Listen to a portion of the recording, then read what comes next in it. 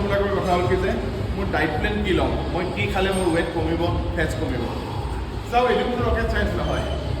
আপোনাৰ শৰীৰত ৱেট বাঢ়িব নে কমিব সি ডিচাইড কৰিব লিভাৰে। আপোনাৰ লিভাৰ যিমান ফেটি হৈ থাকিব সিমানে আপোনাৰ খোৱা বস্তুবিলাক গ্লাইক'জেনত কনভাৰ্ট হৈ যাব।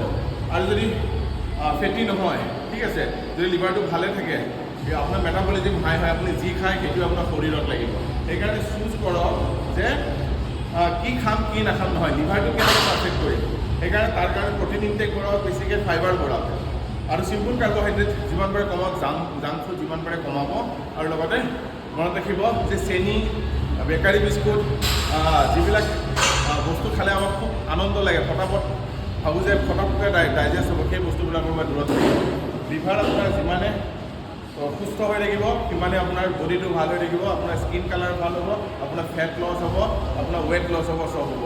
সেইটো কাৰণে যিমান পাৰে সিমান খোৱা অভ্যাসটো লগতে অকণমান এক্সাৰচাইজ ৰাখক, প্ৰটিন আৰু ফাইবাৰৰ পৰিমাণ বঢ়াব।